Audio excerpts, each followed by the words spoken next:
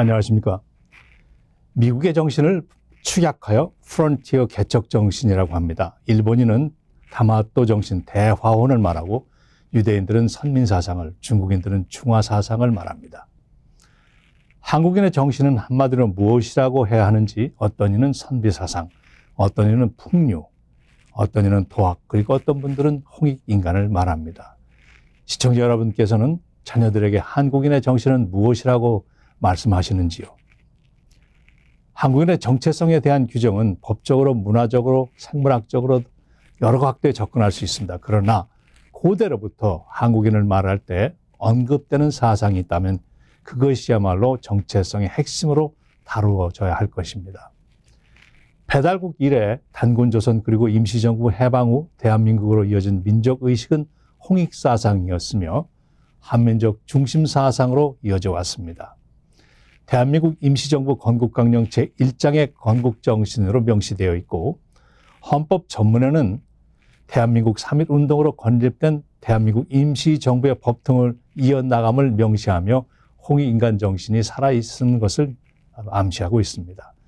1949년 공표된 교육법 제1조, 2007년 개정 제2조 교육 이념에도 교육은 홍익인간의 이념 아래 모든 국민으로 하여금 인격을 완성하고 자주적 생활 능력과 민주시민으로 필요한 자질을 갖추게 함으로써 인간다운 삶을 영위하게 하고 민주국가의 발전과 인류 공영의 이상을 실현하는 데 이바지하게 함을 목적이라 하고 합니다.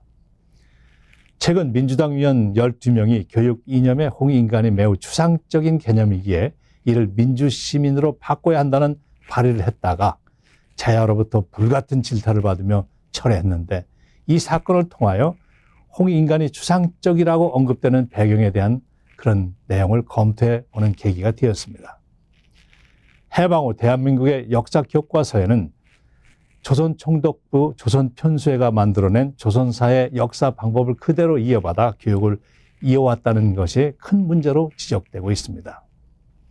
일본은 고증이라는 역사 방법을 이용해서 한민족을 중국의 속국으로, 일본의 속국으로 그런 역사를 만들었고 한민족의 활동 지역도 반도 내에서 벗어나지 못했다는 것으로 왜곡했고 그 이유는 우리의 얼을 지워야 했기 때문입니다.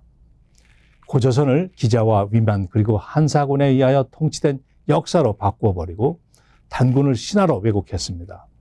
그런데 통탄할 일은 해방 후 기존의 한국 사학계가 잘못된 역사를 바로 잡으려는 의지보다는 왜곡된 고증적 역사의 테두리에서 벗어나지 못하고 최근까지 단군은 신화이며 고조선의 연대는 기원전 2333년이 아니라 기원전 8세기 정도였다고 조선사 편수야가 의도하던 내용을 그대로 교육해 왔다는 것입니다.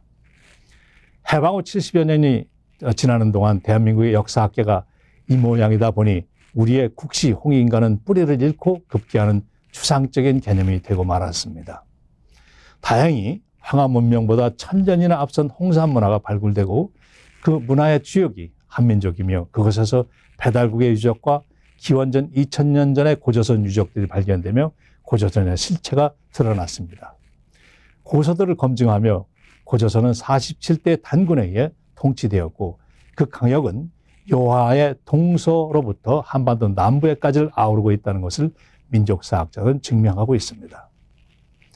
배달국의 환웅천왕께서 개천하실 때에 홍익인간의 국시를 받았고 단군에게 나라를 열게 하실 때에 이 국시와 함께 풍백, 우사, 운사 등 3사 조직으로 주곡, 주명, 주병, 주형, 주선악이 5가지로 다스리고 360개의 판례를 들어 다스리는 홍익인간이라는 통치 내역을 구체적으로 서술을 했습니다.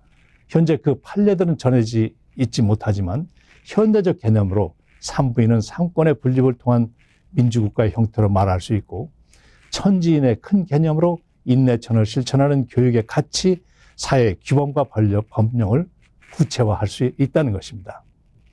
미래학자 아놀드 토인비는 21세기 세계가 하나로 되어 움직이는 날이 온다면 그 중심은 동북아일 것이며 그 핵심은 한국의 인간 사상이 되어야 한다고 확신한다고 말을 했습니다. 25세의 저자 게오르기는 홍익인간이란 단군의 통치 이념은 이 지구에서 가장 강력하고 완벽한 법률이라고 언급했습니다.